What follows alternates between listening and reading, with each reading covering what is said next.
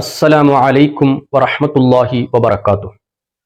പ്രിയമുള്ളവരെ, കുല്ലു നഫ്സിൻ ദാഇഖത്തുൽ മൗത്ത്, എല്ലാവരും മരണത്തെ രുചിച്ചു നോക്കുന്നതാണ്. ഒരാൾ മരണപ്പെട്ടു കഴിഞ്ഞാൽ, ഒരു സത്യവിശ്വാസിയായ മനുഷ്യൻ മരണപ്പെട്ടു കഴിഞ്ഞാൽ, ആ മയ്യിത്തിന്റെ മരണാനന്തര ക്രിയകൾ ചെയ്യേണ്ട ബാധ്യത മറ്റു മുഅ്മിനീങ്ങളുടെ മേലാണ്. മയ്യത്ത് കുളിപ്പിക്കലും കഫൻ ചെയ്യലും മയ്യത്തിന്റെ മേൽ നിസ്കരിക്കലും മയ്യത്തിനെ ഖബറടക്കം ചെയ്യലും സാമൂഹിക ബാധ്യതയാണ്. ആരെങ്കിലും ചെയ്താൽ എല്ലാവരും കുറ്റത്തിൽ നിന്ന് ഒഴിവാകും, ആരും ചെയ്തില്ല എങ്കിൽ എല്ലാവരും കുറ്റക്കാരാകും. ഇന്ന് മരണവീടുകളും മരണവുമായി ബന്ധപ്പെട്ടുള്ള കർമ്മങ്ങളിൽ കണ്ടുവരുന്ന ഒരുപാട് ഇസ്ലാമിലില്ലാത്ത പലതരത്തിലുള്ള കർമ്മങ്ങൾ, അതുപോലെ തന്നെ ഒരുപാട് തെറ്റായ കാര്യങ്ങൾ കണ്ടുവരുന്നുണ്ട്. അത്തരം വിഷയങ്ങളാണ് ഇന്നത്തെ വീഡിയോയിലൂടെ പറയാൻ ഉദ്ദേശിക്കുന്നത്. പരമാവധി വീഡിയോ സ്കിപ്പ് ചെയ്യാതെ മുഴുവനായും കേൾക്കാൻ ശ്രമിക്കുക. അല്ലാഹു സുബ്ഹാനഹു വ തആല നല്ല കാര്യങ്ങൾ മനസ്സിലാക്കി പ്രവർത്തിക്കുവാൻ നമുക്ക് തൗഫീക്ക് ചെയ്യുമാറാകട്ടെ.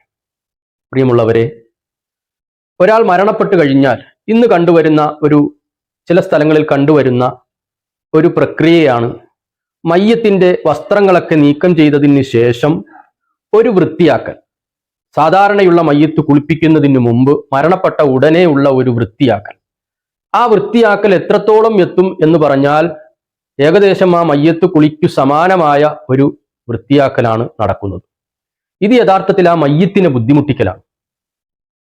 യഥാർത്ഥത്തിൽ നാം ചെയ്യേണ്ടത്, പരമാവധി കഫൻ തുണിയൊക്കെ സജ്ജമാണ് എങ്കിൽ മരണപ്പെട്ട് കഴിഞ്ഞാൽ ആ മയ്യത്തിന്റെ ധരിച്ചിട്ടുള്ള വസ്ത്രങ്ങളൊക്കെ നീക്കം ചെയ്തതിന് ശേഷം ആ മയ്യത്തിന് ഫർളായ കുളി നിർവഹിക്കലാണ് ഏറ്റവും ഉത്തമം. അതിനു മുമ്പ് വൃത്തിയാക്കൽ എന്നതിന്റെ പേരിൽ നടക്കുന്ന ഈ ഒരു പ്രവർത്തനം, അത് ആ മയ്യത്തിനെ ബുദ്ധിമുട്ടിക്കലാണ്.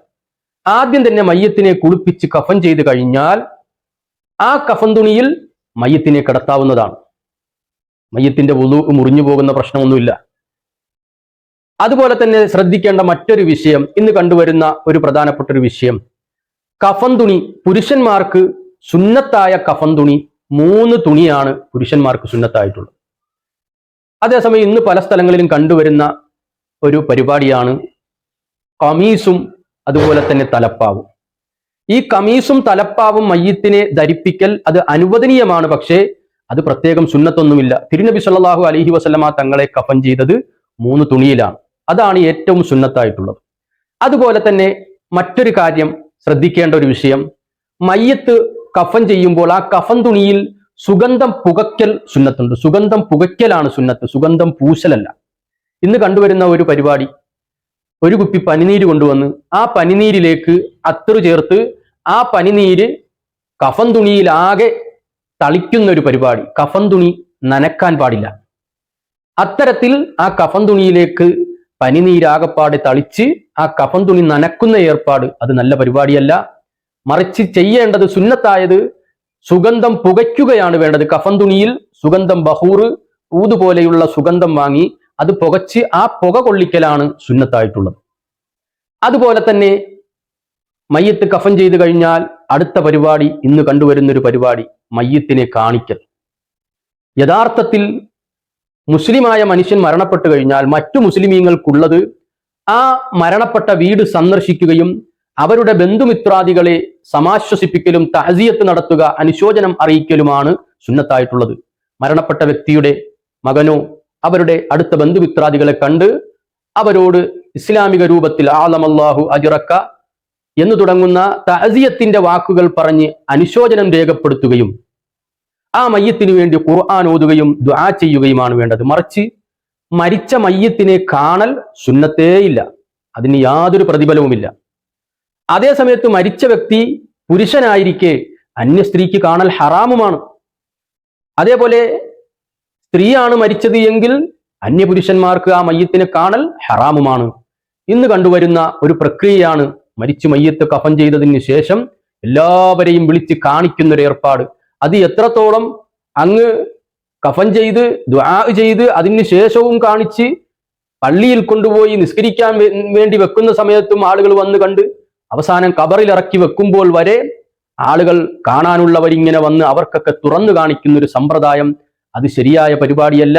ഒരിക്കലും മയ്യത്ത് അങ്ങനെ കാണൽ ഒരു വിധത്തിലുള്ള പ്രതിഫലവും ലഭിക്കുന്ന കാര്യമല്ല. മയ്യത്തിനെ കാണൽ ഒരിക്കലും ഒരു സുന്നത്തുമല്ല എന്നുള്ള കാര്യം നാം ഒക്കെ പ്രത്യേകം മനസ്സിലാക്കണം. അതുപോലെ നമ്മുടെ വീടുകളിൽ മരണപ്പെട്ടു കഴിഞ്ഞാൽ അന്യ പുരുഷന്മാരെ അന്യ സ്ത്രീകളും കാണാൻ പാടില്ല, അന്യ സ്ത്രീകളുടെ മയ്യത്ത് അന്യ പുരുഷന്മാരും കാണാൻ പാടില്ല. ആ കാര്യം പ്രത്യേകം ശ്രദ്ധിക്കേണ്ടതുണ്ട്. അതുപോലെ ഇന്ന് കണ്ടുവരുന്ന പുതിയൊരു സമ്പ്രദായമാണ് മയ്യത്ത് നിസ്കാരം സ്ത്രീകൾ നിർവഹിക്കുക എന്നുള്ളത്. സ്ത്രീകൾക്ക് മയ്യത്ത് നിസ്കാരം സുന്നത്തേ ഇല്ല. മയ്യത്ത് നിസ്കാരം ഫർദ്, അത് പുരുഷന്മാർക്കാണ് ഫർദ്. അതുകൊണ്ട് തന്നെ പുരുഷന്മാരാണ് മയ്യത്ത് നിസ്കരിക്കേണ്ടത്. ഇന്ന് കണ്ടുവരുന്നത് മയ്യത്ത് വീട്ടിൽ നിന്ന് എടുക്കുന്നതിന് മുമ്പ് സ്ത്രീകളെ കൊണ്ടുവന്ന് മയ്യത്ത് നിസ്കരിപ്പിക്കുന്ന ചില സമ്പ്രദായങ്ങൾ കണ്ടുവരുന്നുണ്ട്.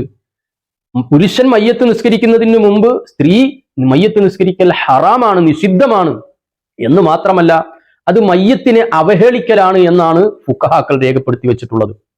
അതുകൊണ്ട് സ്ത്രീക്ക് സുന്നത്ത് പോലും ഇല്ലാത്ത ആ ഒരു പ്രക്രിയ ഒരിക്കലും നാം അനുവദിച്ചു കൊടുക്കാൻ പാടില്ല.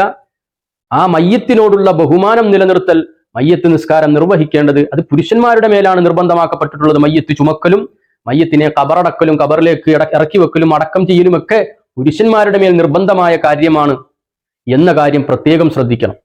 മയ്യത്ത് കബറടക്കി കഴിഞ്ഞാൽ അവിടെ സൂറത്തുൽ മുൽക്ക് പാരായണം ചെയ്യലും സൂറത്ത് യാസീൻ ഓതലും ഒക്കെ പ്രത്യേകം സുന്നത്താണ്. ഇഖ്റഉ വലാ മൗതാക്കും യാസീൻ എന്ന മുത്തനബി സല്ലല്ലാഹു അലൈഹി വസല്ലമ തങ്ങളുടെ ഹദീസിൽ കാണാൻ കഴിയും. നിങ്ങളിൽ നിന്ന് മരണപ്പെട്ടു പോയവരുടെ മേൽ സൂറത്ത് യാസീൻ നിങ്ങൾ ഓതുക, അതുപോലെ സൂറത്തുൽ മുൽക്ക് പാരായണം ചെയ്യുക. ആ മയ്യത്തിന് വേണ്ടി ഖബറിന്റെ അടുക്കൽ തസ്ബീത്ത് ചൊല്ലുക, തൽഖീൻ ഓതുക, മയ്യത്തിന് വേണ്ടി ഖുർആൻ ഓതുക, ദിക്റുകൾ ചൊല്ലുക. ഇനി പറയാനുള്ള മറ്റൊരു ഗൗരവമായ വിഷയം, ഈ അടുത്ത കാലത്ത് ഒരു മരണമുണ്ടായ വീട്ടിൽ നടന്നൊരു സംഭവം എന്നോട് ഒരാൾ പറഞ്ഞു. ആ മരിച്ച വീട്ടിൽ ആ മയ്യത്ത് കിടന്ന മുറിയിൽ ഒരാൾ വന്നിട്ട് പറഞ്ഞു, ആ മുറിയിൽ ഒരു പാത്രത്തിൽ വെള്ളം വെക്കണം, ആ മുറിയിൽ മലക്കുകൾ വരും, അവർക്ക് കുടിക്കാനാണ് ഈ വെള്ളം എന്നാണ് അവരോട് പറഞ്ഞത്. അങ്ങനെ അവരത് ചെയ്യുന്നതായി ശ്രദ്ധയിൽപ്പെട്ടു. പ്രിയപ്പെട്ട സഹോദരങ്ങളെ, വളരെ വിഡ്ഢിത്തരമായ കാര്യങ്ങളാണ് ഇങ്ങനെയുള്ള കാര്യങ്ങൾ. കാരണം മലക്കുകളെ സംബന്ധിച്ചിടത്തോളം മദ്രസയിലെ ചെറിയ കുട്ടികൾക്ക് മുതൽ പഠിപ്പിച്ചു കൊടുക്കുന്ന കാര്യമാണ് ലാ യഅ്സൂനല്ലാഹ മാ അമറഹും വയഫ്അലൂന മാ യുഅ്മറൂൻ എന്ന് പറഞ്ഞുകൊണ്ട് മലക്കുകൾ അള്ളാഹുവിന്റെ കൽപ്പനകളെ അനുസരിച്ച് മാത്രം ജീവിക്കുന്നവരാണ്. അവരുടെ പ്രകൃതി തന്നെ അങ്ങനെയാണ്. അവർക്ക് വിശപ്പോ ദാഹമോ ഇല്ല എന്നൊക്കെ ചെറിയ കുട്ടികളെ മുതൽക്ക് മദ്രസയിൽ പഠിപ്പിക്കുന്ന കാര്യമാണ്. മലക്കുകൾക്ക് വെള്ളം കുടിക്കാനും ദാഹിക്കാനും വിശപ്പോ ദാഹമോ ഒന്നും ഇല്ലാത്തവരാണ്. അതുകൊണ്ട് അങ്ങനെ വെള്ളം വെക്കൽ, മരിച്ച ആളുടെ ആത്മാവിനാണെങ്കിലും അവർക്കൊന്നും വിശപ്പില്ല. റൂഹ്, ആത്മാവിന് വിശപ്പില്ല. ഭക്ഷണമോ വെള്ളമോ ആത്മാവിന് ആവശ്യമില്ല.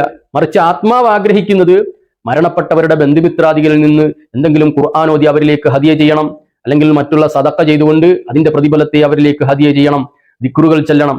അത്തരത്തിലുള്ള കാര്യങ്ങളാണ് മരണവീട്ടിൽ ചെയ്യേണ്ടത്. അല്ലാതെ മരണവീട്ടിൽ മരിച്ചു കഴിഞ്ഞാൽ ഒരു വിളക്ക് കത്തിച്ചു വെക്കുക, അല്ലെങ്കിൽ ഒരു പാത്രത്തിൽ വെള്ളം കൊണ്ടുവെക്കുക, ഇത്തരത്തിലുള്ള ആചാരങ്ങളൊന്നും ഒരു വിധത്തിലും ഇസ്ലാമികമല്ല. ഇസ്ലാമിൽ അങ്ങനെയുള്ള ഒരു ആചാരവുമില്ല എന്ന കാര്യങ്ങൾ വളരെ ഗൗരവത്തിൽ ശ്രദ്ധിക്കണം.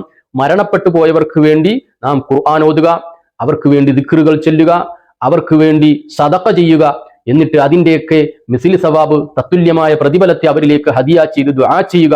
അതാണ് ചെയ്യേണ്ടത്. ഇത്തരം കാര്യങ്ങൾ വളരെ ഗൗരവത്തിൽ നാം ശ്രദ്ധിക്കണം. അല്ലാഹു സുബ്ഹാനഹു വ തആല പരിശുദ്ധ ദീൻ യഥാർത്ഥ രൂപത്തിൽ മനസ്സിലാക്കി പ്രവർത്തിക്കുവാൻ നമുക്ക് അല്ലാഹു തൗഫീഖ് ചെയ്യുമാറാകട്ടെ. അസ്സലാമു അലൈക്കും വറഹ്മത്തുള്ളാഹി.